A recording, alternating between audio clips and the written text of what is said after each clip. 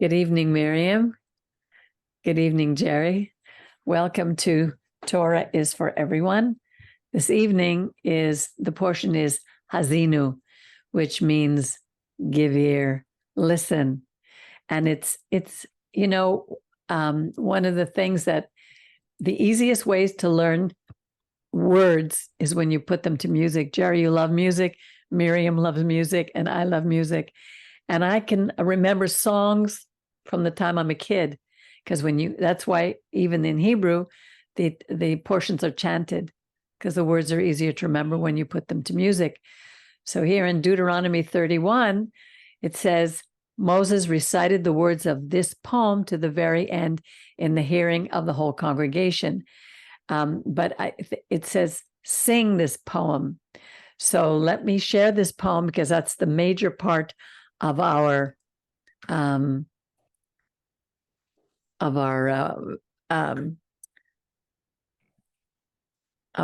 teaching today. And it begins in Deuteronomy, Devarim, chapter 32, verse 1. It says, give ear, in Hebrew, oznaim, our ear, give ear, as Haazinu, hear, O you heavens, Hashemayim, and I will speak, and let the earth hear the words of my mouth. Very often, heaven and earth are used as witnesses.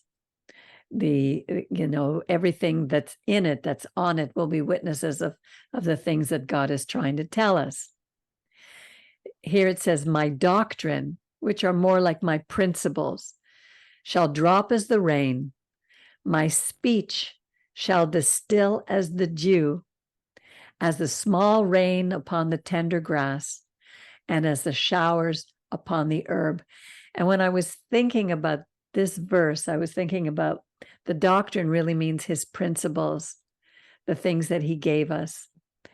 And imagine how, after a long period of drought, how the rain feels on a parched land, and how the dew feels as it comes up onto the tender grass, and the showers on the grasses. And I think what's missing in this world today is a sense of the spiritual. We are parched. We're spiritually dry on this earth. Even though there's all types of spirituality, they lead us in the wrong direction. And I was on many of those directions, and they always left an emptiness. And I don't know if you've ever been up early in the morning and you see the dewdrops on the grass.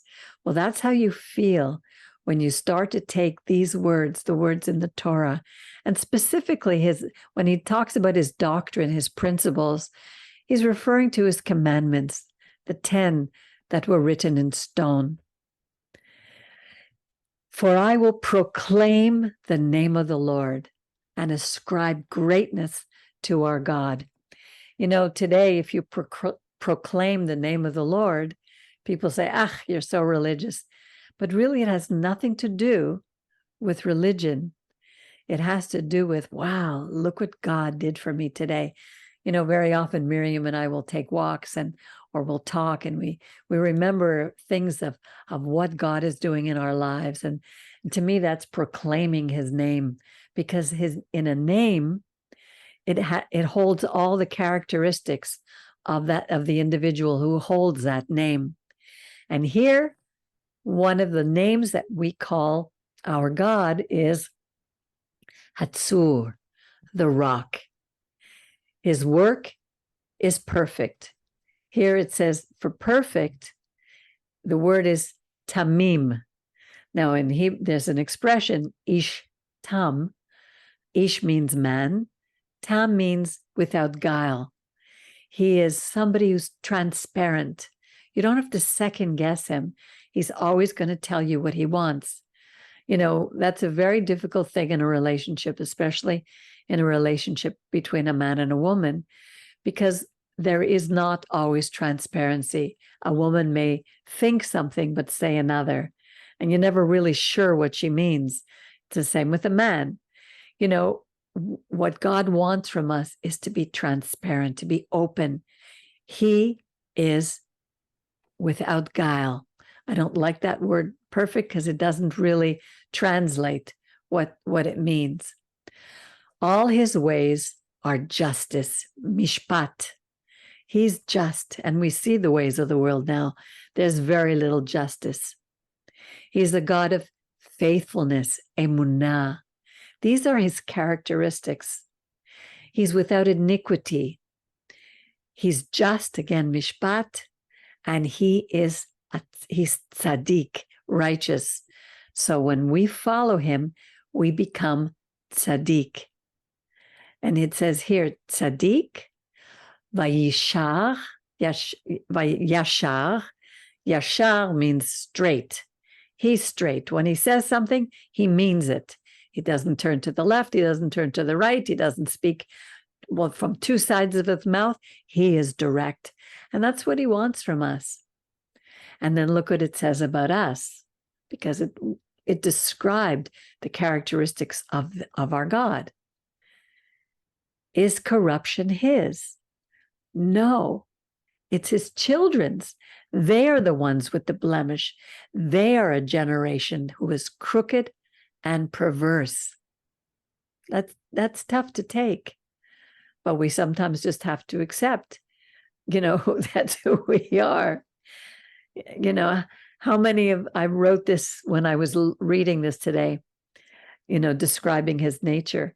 How many of us have known that we have someone, a father in our lives when we were growing up, who was like a rock, someone who protects us, someone who would do everything in his power to keep us safe, to keep us from harm. Usually a father or a mother would be like that, it would seem that they're too strict because they have all these rules, because they know the dangers that lie out there in the world. So we as kids, we want to rebel. The first thing we want to do is run away from home because our parents are too strict and we want to be free. But when we're older, we realize that their discipline, that the things that they warned us about were because they knew the world. And it's the same with God. He knows evil. He created it. It says he created good and he created evil. So when he gives us his principles, his commandments, he's giving them to us not because he wants to harm us, but because he wants to protect us. To me, it's amazing to know that I have a God who has my back. Now here, do you thus requite the Lord, O foolish people and unwise? Is he not your father who has formed you? Didn't he make you and establish you? He's reminding us. This is Moses reminding us what God did for us. He took us from Abraham, then to Isaac, then to Jacob, and through Moses, and he formed a people. And Moses is telling us, remember the olden days. Consider the years of many generations. If we look through at all our generations back, it says, ask your fathers. Ask your father, and he will tell you. It didn't necessarily mean our father, but our grandfather, our great-grandfather, your elders, our sages. They will tell you when the Most High gave to the nations their inheritance, because he gave us Israel, but he also gave an inheritance to all the nations. When he separated the sons of men, he set the borders of the peoples according to the number of the children of Israel. Now, this is very interesting. And to tell you the truth, I'm not really sure what this is pointing to. He set the borders of the peoples according to the number of the children of Israel.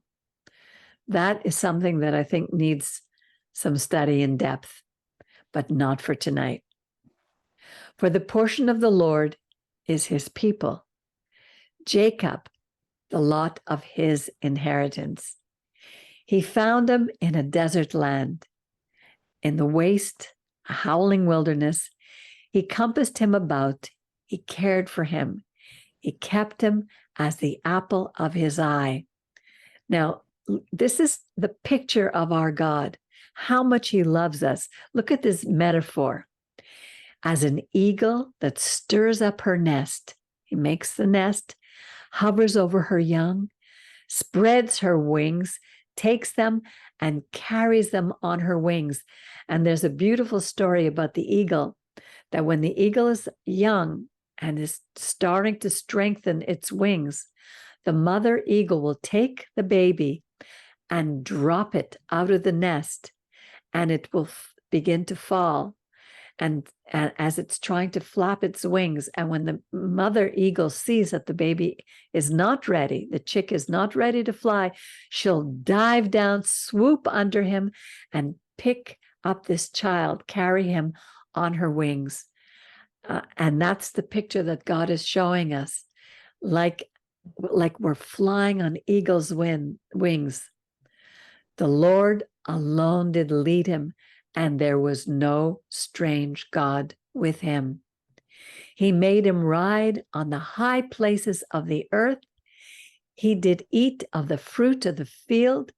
He made him to eat honey, suck honey out of the crag, and oil out of the flint rock.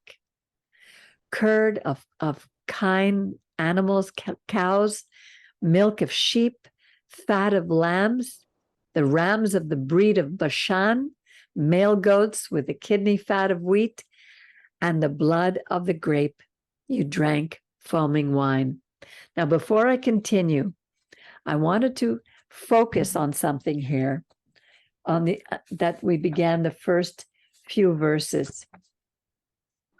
He talked about, let's go back to 4, verse 4. Here, he talked about God being the rock. When you think about rock, it depicts strength and reliability. He's steady like a rock.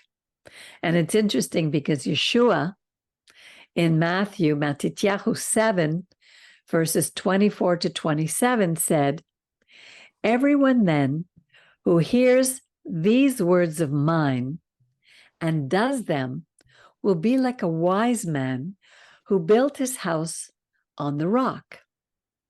And the rain fell, and the floods came, and the winds blew." Really? You have all that to say, Jer? Oh, excuse me. I hope I'm not putting you to sleep.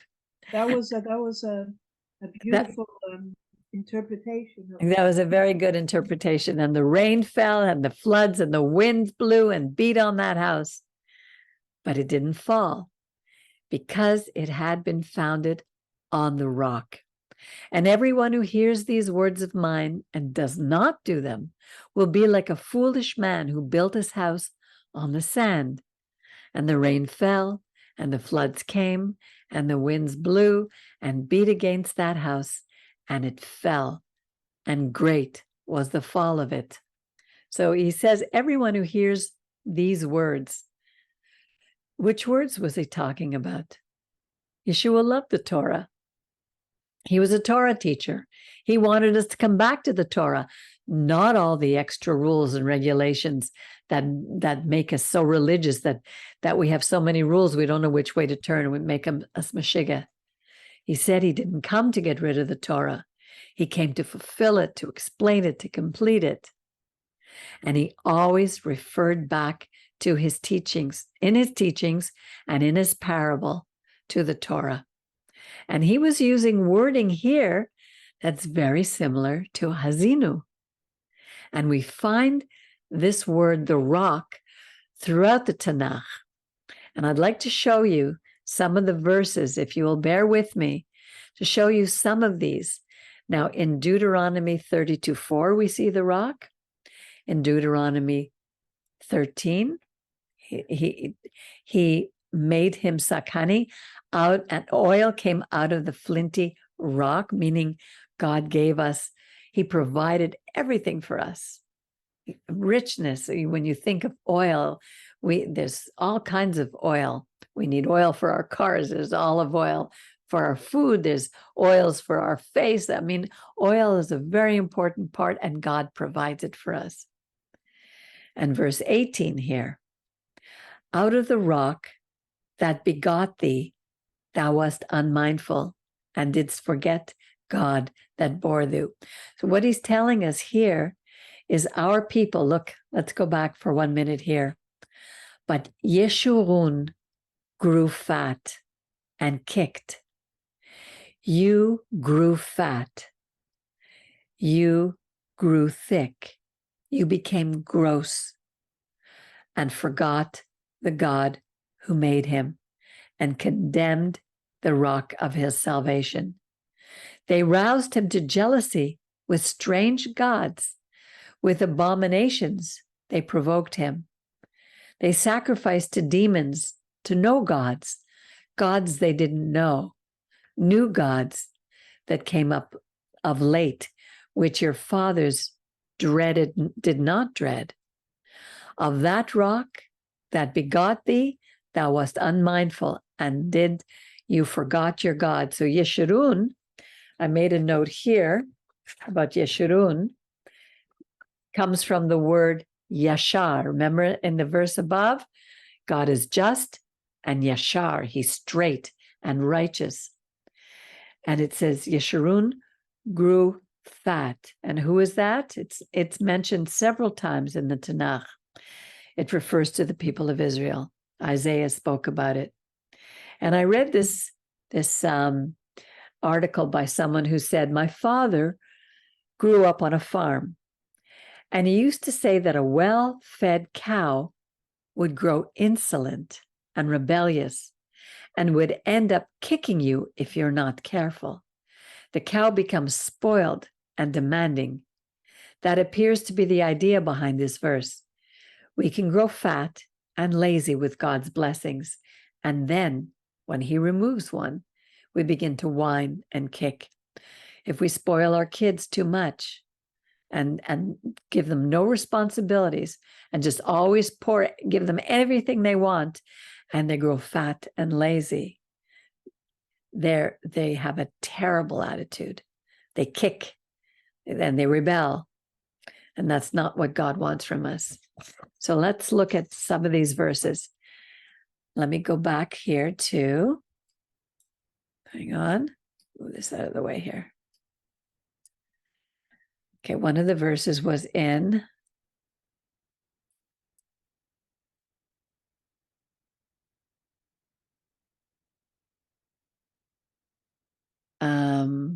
First Samuel 2:2.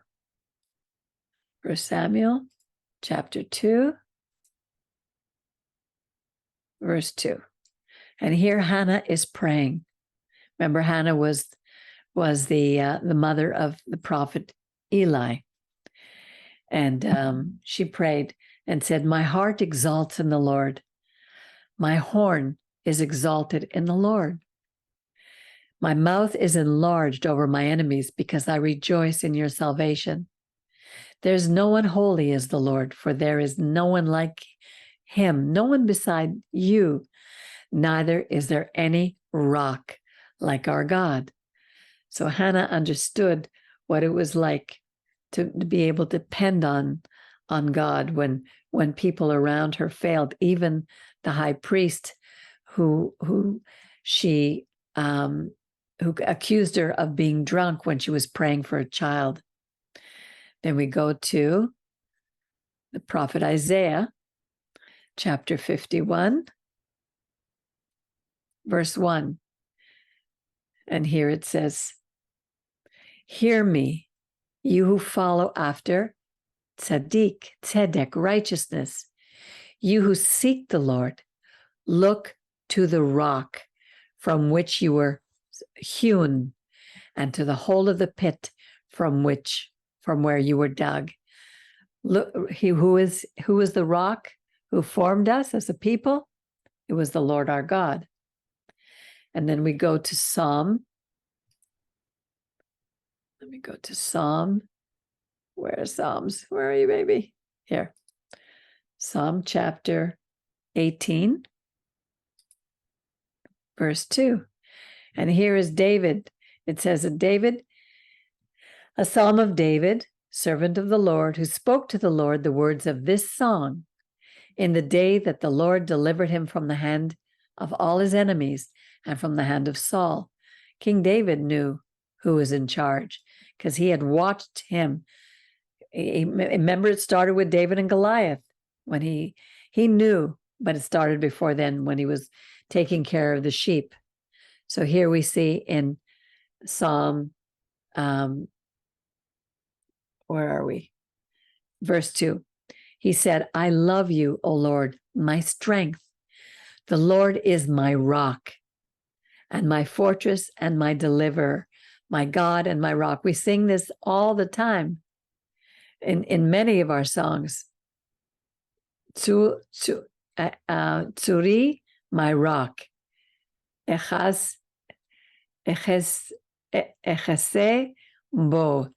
In him I take refuge. Now we go to Psalm 62.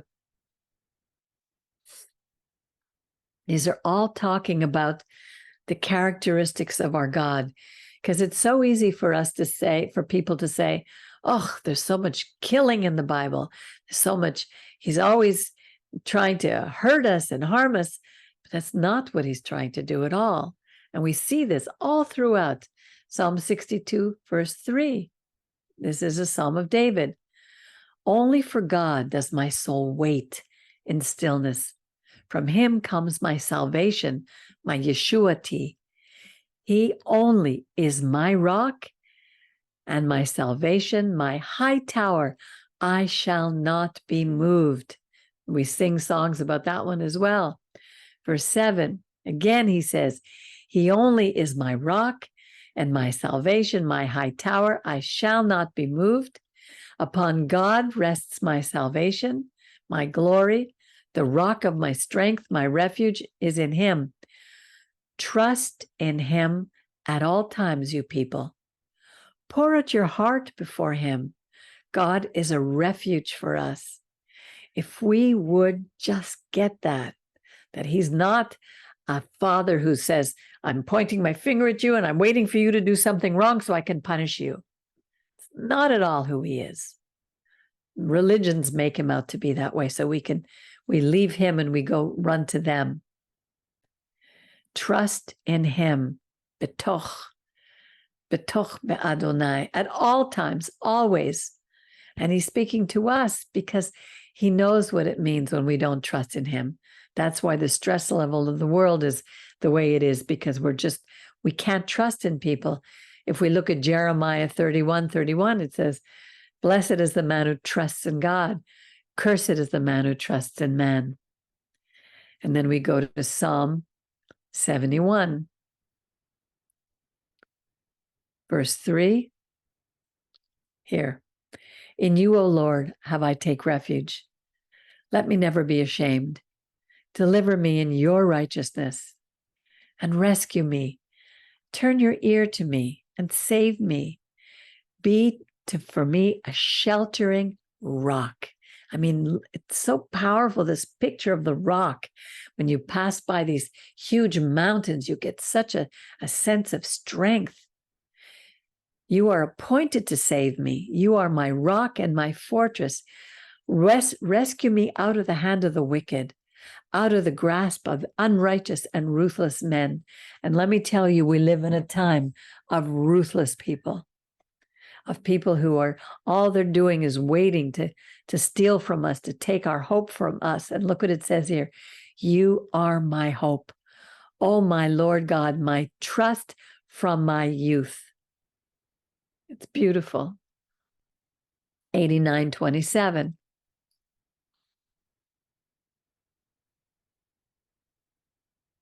This one is a maskil of Etan, a descendant of Ezra, one of our priests. And this is verse 27. Reading the whole thing is beautiful. You are the glory of their strength. In your favor, our horn is exalted. Constantly praising God. 27. He shall call to me, you are my Father, my God, the rock of my salvation. Again, we see that.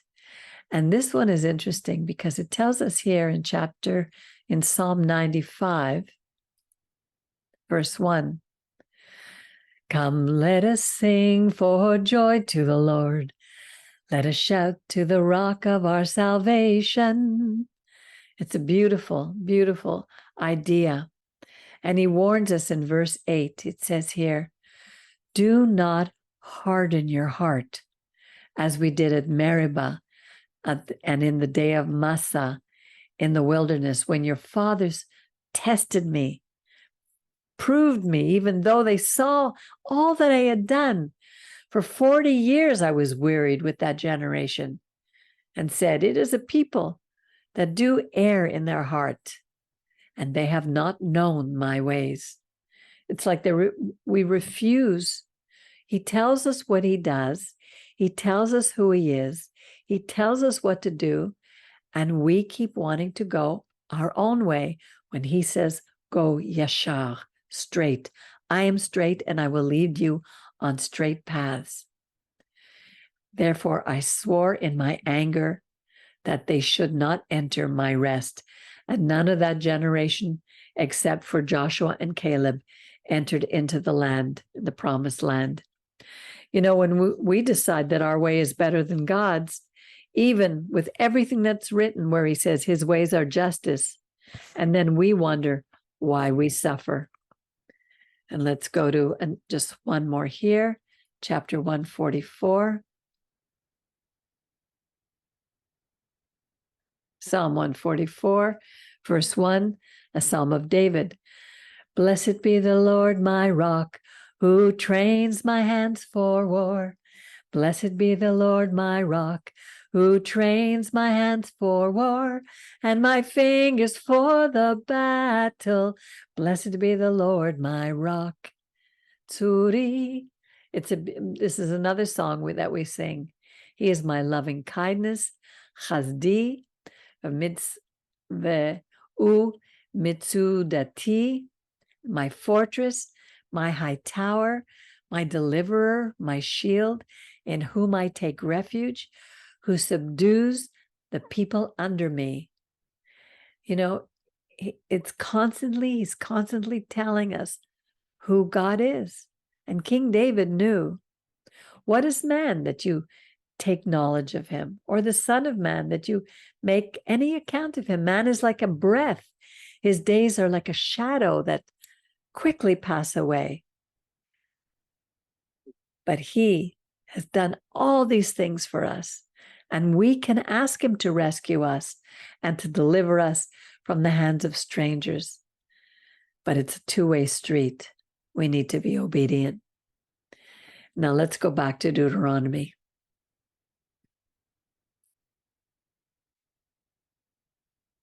Verse chapter 32 is where we're reading.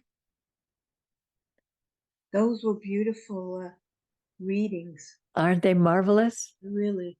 And yeah. It's not like, okay, I'll go on forever. It's not like we have to, it's not a formula. God even helps us to stay on track. Yes. But sometimes it seems like it's too hard to do it. And yet he says, you know, he doesn't order us to do things that we can't do. Exactly. But we work in partnership. So even loving God, you know, when people were steered away to other gods, it's not just that they went after other gods. They went after that they just did not even ask God to help, they didn't participate with God in anything. Exactly. It's easier sometimes just to follow the crowd and whatever. Anyway, I can't explain exactly what I mean, but it's not only like when we're really calling out to God, God will answer us. We can't always do all these things. Like even to love God fully is something that our will desires, and God will help us with that in our walking in obedience to Him. Right. You see, the difficult thing is that We like things that we can touch, we can see, we can taste, we can feel, because we're in a physical body. God is light. God is spirit. We cannot see him. The God, he wanted us to get away from the God of the pagan nations.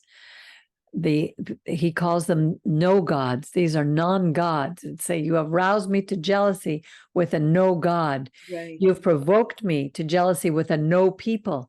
He's talking about the Gentiles here who weren't formed to be a people, and yet they would make us jealous. Here he's saying, you are angering me because you keep choosing this no God. Now, who were these gods?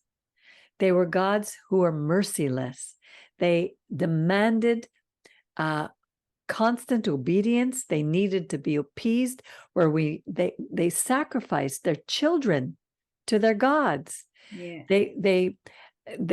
Their ways were merciless, and God is a God of great mercy. So by taking us away from those gods and bringing him to him, he was showing us that, listen, I'm going to take care of you. You can trust me. You can't trust them. Yeah. Yeah. And he reminds us again that he will never let us down. Next, we're being pointed out to who we are, because it's going to continue. He reminds us how he formed us, how he protects us like an eagle. And then he reminded us that we grew fat. And he says, when I take you into the land and you grow fat, don't forget me. And we did. We forgot him. And we aroused him to jealousy with strange gods, because there were people still in the land who had their strange gods. We were slowly to kick them out of the land. And it says, with abomination, they provoked him. What were these abominations? Things that we laugh at today. Oh, it's a big deal. It's superstition. So what? Oh, an astrology chart. So what? Okay, what if I go and sit in a seance and try to get a message from another place? What do we need a message from another place for? We have a message right here. We're always. I don't know if you believe in demons or not, but you just read They sacrifice to demons. You're sacrificing to demons, and also sacrificing your children to gods. I mean, it's beyond words what a horror that is. Yeah, but we're doing it today, only it looks different. Today, the God of our comfort, the God of our convenience, we sacrifice a child in the womb to that God of convenience. How many abortions do we see in the world today? 50 million abortions a year? Wow. You don't think the land is, the blood of these children are crying out to God? Wow. It says, a fire is kindled in my nostril and burns to the depths of the netherworld and devours the earth with her produce and sets ablaze the foundations of the mountain. It's not a mystery that the world is burning. It's hot. A fire is kindled in my nostrils. It sets ablaze the foundation of the mountains. Look in Vancouver, in BC, the mountains that are on blaze. People, there's so much witchcraft in that part of the world. I got involved in all the New Age out in Vancouver. It's heavy. It's heavy here too. Yeah. It says, I will heap evils upon them. I will spend my arrows upon them. The wasting of hunger and the devouring of the fiery bolt and bitter destruction and the teeth of beasts will I send upon them. We don't like to hear this, but we have to hear this. God is warning us what happens when we turn away from him. When we do the things that are not yashar, that are not mishpat, that are not his will for our lives. And then we wonder why things like the Holocaust happen, why the wars, why all these terrible things. And it's not like he's giving us strict rules to follow, and like some of the gods where they got jealous, so they require that you sacrifice your kids or whatever. It's not what he's asking us to accept, in a sense, accept what he's done for us, the love, etc. And these things are consequences. When God withdraws from us, everything we've chosen is rampant, evil, and this. It's not like the same as trying to appease a God. He's a God of love and justice. It's not a God that needs to be appeased. Exactly.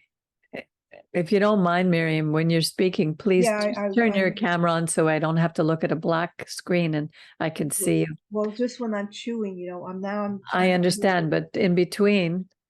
I did before, and now I'm chewed, and I'll next time. The sword shall deal death without, as shall the terror within, to young, youth, and maiden alike, the suckling as well as the aged. I might have reduced them to nothing, made their memory cease among humankind. But for fear of the taunts of the foe, their enemies who might misjudge and say, our own hand has prevailed, none of this was wrought by God. Let me just go back and see what it says here. Were it not that I dreaded the enemy's provocation, unless their adversary should say, our hand is exalted, and not the Lord who brought all this about. What it's saying is, God didn't. What he was thinking of putting an end to us. He had told that to Moses. He was going to destroy all of us, and Moses begged for us. And Moses went to him and said, listen, don't let the Egyptians who you set us free from think that you brought us out to kill us in the desert. They'll win. They'll think they've won. But they're a nation void of counsel. They don't understand. If they were wise, they would understand this. They would discern their end. And look at this. How can one chase 1,000 or two put 10,000 to flight, except that the rock had given them over and the Lord had delivered them up? We see this over and over, stories in the Bible, stories during the Yom Kippur War, during the 6-Day War, how one tank chased 1,000, how one man chased 1,000, only because God was with us. The strength is not in us, for their rock is not like our rock, capital R. Even our enemies themselves can see that. For their vine is the vine of Sodom and of the fields of Gomorrah. Their grapes are grapes of gall, and their clusters are bitter. Their wine is the venom of serpents and the cruel poison of asps. This must be absolutely beautiful in the Hebrew. When I read this, I'm so sorry that I don't speak Hebrew fluently. It must be a beautiful poem. Is not this laid up and stored with me, sealed up in my treasures? Vengeance is mine. And we've read this before. How, so many programs on television, movies now of people who take the law into their own hands and they take, they take vengeance into their own hands, revenge, and it feels good. Someone hurts them, I'm going to hurt them back. But it's not what God is saying. Vengeance is mine, and recompense against the time when their foot shall slip. For the day of their calamity is at hand, and the things that are to come upon them shall come upon them very quickly. For the Lord will judge his people and repent himself for his servants. When he sees that their stay is gone and there is none remaining, shut up or left at large. In other words, when he sees that we have really suffered and there's not many of us left. It's like what happened in the Holocaust. We lost 6 million. And when he finally saw that, he turned around. First he said, where are their gods? The rock in whom they trusted. Because even during the Holocaust or before the Holocaust, Our people were converting to Christianity by the hordes, by the droves. In Hungary and in Germany and Austria, our people were wealthy. They didn't want to be in the shtetls anymore. They wanted to be, take parts in government. And I understand that. It's the same here in America and in Canada. We have high positions, tennis clubs. We play with the best. We're Sir, Sir whoever he was. Even our rabbi was knighted. But God is not asking us to be like the nations. He's asking us to trust him. He's not asking us to convert to other religions and want to be among the Gentiles. We are to be a light to them. And now he's saying, where are their gods? The rock in whom they trusted. Who ate the fat of their sacrifices and drank the wine of their offering? Let him rise up and help you. Let him be your protection. See now that I, even I am he, Anochi. I am he. There is no God with me. I'm the one who kills. I'm the one who takes a life, and I give life. No one can kill unless God allows it. I'm the one who wounds, and I'm the one who heals. And there's none who can deliver out of my hand. And it's interesting because I was just thinking of that this week. I've been hearing of how very soon in the United States, and probably here in Canada too, there's a new regulation where they're going to be taking away all the health food products, the vitamins, and that whole industry is coming under attack by the pharmaceuticals. And you know me, how much I take. Little by little, I'm weaning myself off some of them. But I said, you know what? If they take all away, God is my healer. And I have to just trust that. There is no one who can deliver out of my hand.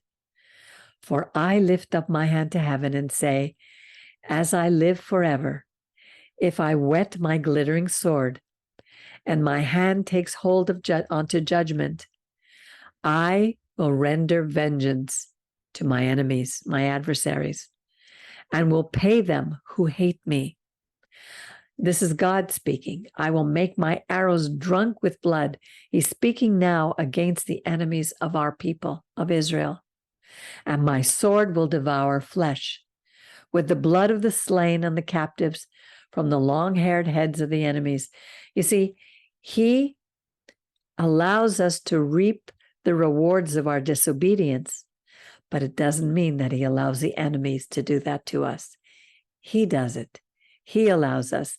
It's like if you have a child who lives in your home and you give that child a spanking because he's done wrong, it's very different than your neighbor's coming over and give him a spanking for what he's done in your house. We don't let the enemy, he doesn't allow the enemies to harm the apple of his eye, because that's who we are. We are the apple of his eye. And he will take vengeance over our enemies. So sing aloud, O nations of his people, for he avenges the blood of his servants and will render vengeance to his enemies and will make expiation for the land of his people.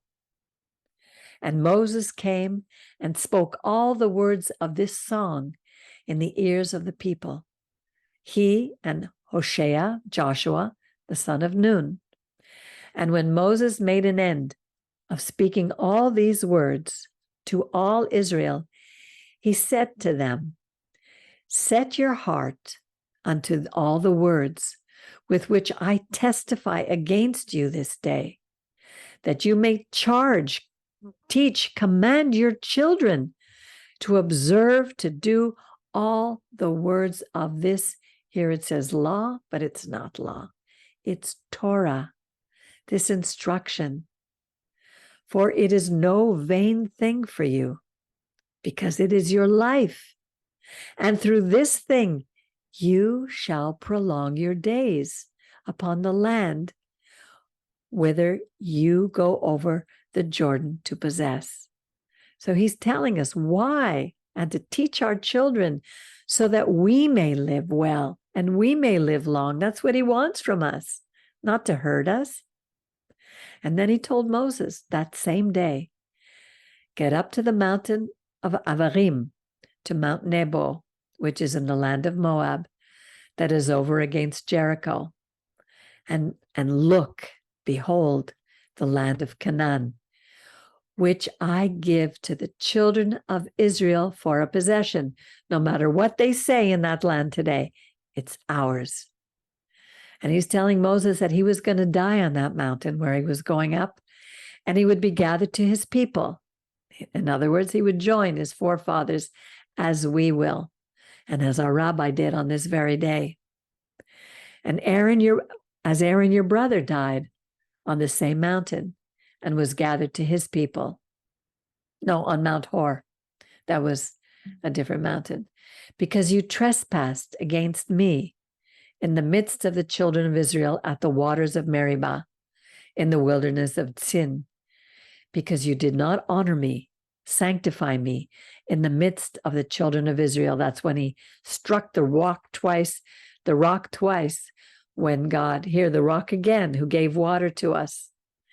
And this rock, God told him, speak to the rock. And Moses got angry. Look what you're making me do. And he struck the rock twice. For you shall not see the land except for far off. You shall not go into the land which I give the children of Israel. And that's the end of this portion for the day. Isn't it a beautiful one? Miriam, are you there? There you go. It's absolutely beautiful. And it's funny when I think of this and you know what God tells us to do, it's not the same as a God with a small g telling you, I want the blood of this or I want that. That's a distant, evil, non-personal, non-merciful, I would call it demon, whatever you want to call it. But this, you know, like when you think of your own walk with God, when I think of when I've felt a piercing of joy, even when with all my trials, whatever, that joy was not something, it was just God showing me a little taste of who he is. And with that taste and following God, and you're tasting more of that, it's not something that's, you know, oh, if you do this, even in obeying the commandments, doing what's right in some way feels very beautiful and good. It feels good, you know. And then when you go astray, you know, we're weak and we go astray, we're just human, but it doesn't feel good, you know, it doesn't feel good to be out of relationship with God. So Totally. he's not demanding something the way people would say, oh, what a demanding God. If you don't do this, he's going to burn your crops. It isn't that type of transaction. We're putting it into human terms, but I don't believe it's really that. I think that when God withdraws his presence because we don't want it, let's say, the way the world is going, things happen. But I don't think it's God throwing down in that sense the way we see it. If you don't do this, I'm going to burn your crops. If you don't do that, No, it just not doesn't at all. feel like that. It's not. It isn't. It's bigger than that. Exactly. And then if you bring God's small g into something a little more tangible, I mean, you look at people who have made the God of money and have given everything they have to money. I mean, look at Howard Hughes, how wealthy this man was. Look how he died. Look at his end days. Yeah. He couldn't be around anyone. He was like a Nebuchadnezzar with his nails grown long and hair long. He had it's like his spirit was empty because he was serving a God that could never give back. These gods only take from you. Yeah. You know, when you give your life over to like Eastern mysticism, where you never know when you're going to reach nirvana, and you're always striving and trying to kill the ego and trying to kill the body in order to reach the state of that nobody really understands. There's an emptiness in it. Yeah. You know, I know people who have followed that path, and they look old and haggard. and the ascetics, in religion, where they're, hitting their backs with self-flagellation. These are all false gods. Yeah. God is a God of life. He gives life, and no one can take it away except that he allows it. Yeah. And there's such beauty in the life he's given. Exactly. We were at the market today, and we're seeing all the huge, like the gourds and the avocados and the beautiful fruit and vegetables, and the colors bursting with life. Exactly. And that little dog that woman had on the way back. Yeah. All these things bursting with love and life, and yeah, and it shows in us, those who really trust. You feel lighter because you know that you could rely on someone. Very few of us can rely. I throughout my life, I've always had. I don't remember trusting my parents, but I probably could have, maybe if I communicated with them. I couldn't trust my husband. We broke trust very early in our marriage. I didn't trust many of the people who were in my life. I've been hurt by so many people who've tried to stab me in the back. But, that's why it says in Jeremiah, don't trust in man. Blessed is the man who trusts in God. And that's a lifetime process. And trust comes with experience. When you watch him over and over and over again, answering prayer. And it doesn't mean he's always going to give you what you want, because he's not a sugar daddy. He knows what's like. I love that song. Before a word is on my tongue, you know it completely, oh Lord. He knows us better than we know ourselves. And it's awesome. It's like, how do we understand a God who has no beginning and no end, an essence that's pure light, that no darkness can survive in the presence of God? It burns it away. I think that's why the more darkness on the planet right now, with all the Michigas that's going on, the more it's being burnt away. Because one day this planet will be the renewed earth, the new Jerusalem, a new land of Israel. All my life I wanted to go and move and live in Israel. I don't want to anymore, not now, the way it is. One day, when it's new. Jerry, do you have anything to add? No, a very inspiring lesson, Peggy, very inspiring. Good, I'm glad to hear it. And may we not only hear these inspiring words, but apply them in our lives. I used to watch people come to the congregation and sit with a notebook and take copious notes, fill their heads with the knowledge of what they were learning, and never apply one thing in their lives. And they never grew. They always remained spiritual babies. But we have to grow up, spiritually speaking, and allow God to bring us to higher and higher levels. Anyway, so that was a wonderful, wonderful. I love it's each one. When I take the time to read it and to do a little research, and it goes so much deeper than I can possibly do. I'm just brushing the surfaces here. It's fantastic. And this week, this after Shabbat, Sunday night, we will enter Erev Yom Kippur, and Monday is Yom Kippur, which was the day. It's translated as the Day of Atonement, but Kippur stands for a covering. It's like, Jerry, you're wearing a kippah on your head. It's a covering. You're saying, I am covered.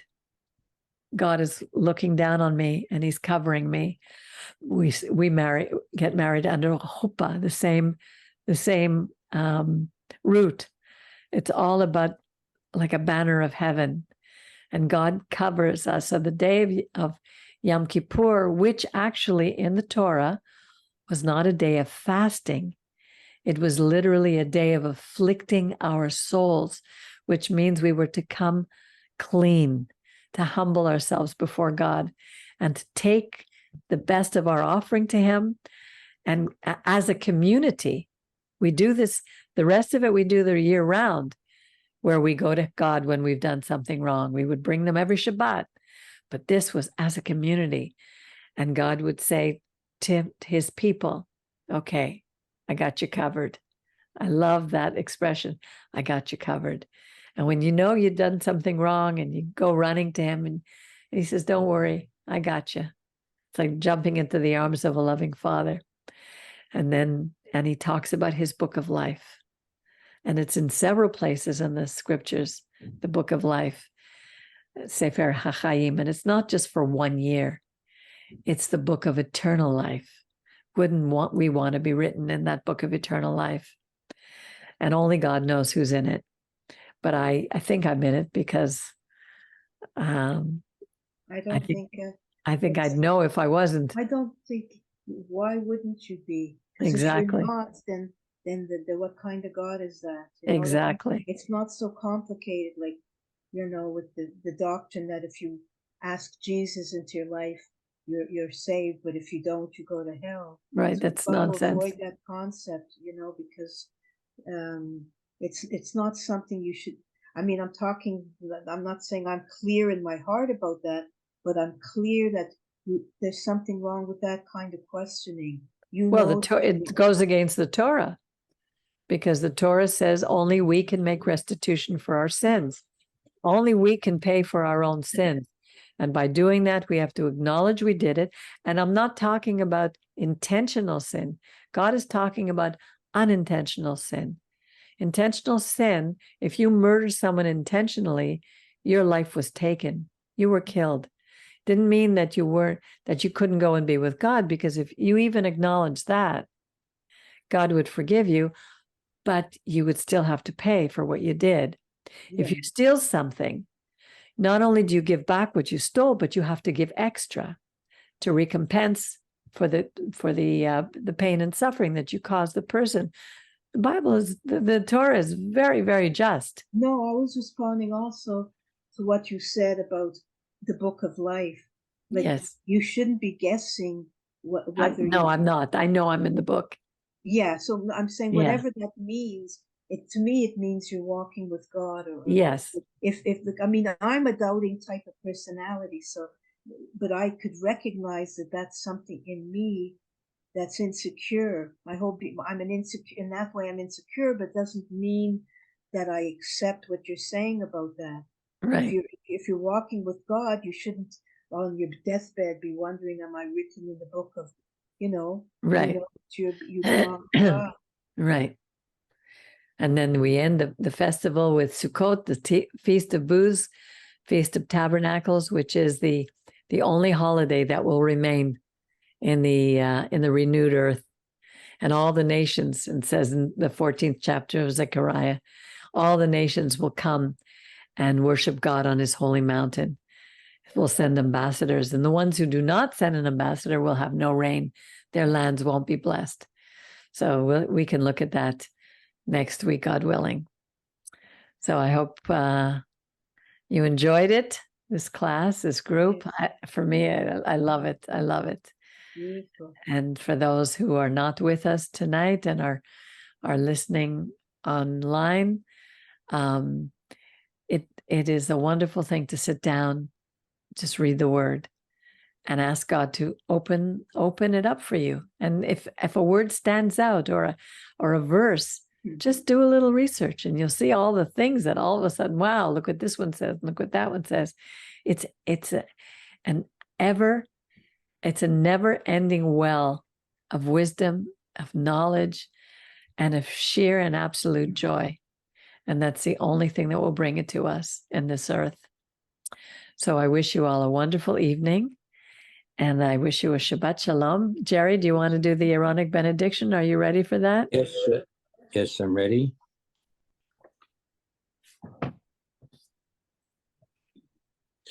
So the congregation may want to say, may it be thy will, Lord our God and God of our fathers, that this blessing which thou hast commanded to pronounce upon thy people Israel may be a perfect blessing, forever free from stumbling and iniquity.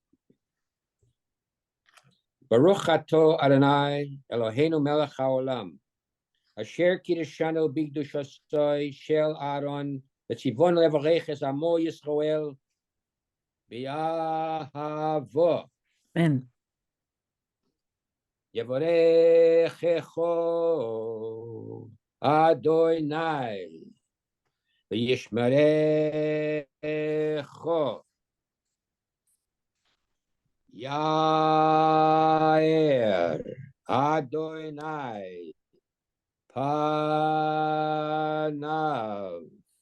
Elecha V'chuneka Yisa Adonai Panav Elecha Ve'yasim Lecha Shalom.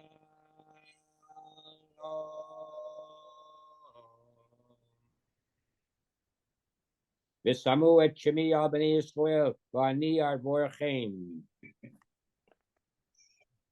May the Lord bless you and keep you. May the Lord shine his face upon you and be gracious to you. May the Lord lift his countenance upon you and give you shalom. So shall they put my name upon the children of Israel, and I will bless them. By the way, Jerry, if you're invited, if you would like, we have a service on Sunday night for Kol Nidre online. Sadly, we don't have a physical place right now, and maybe we will one day. You never know.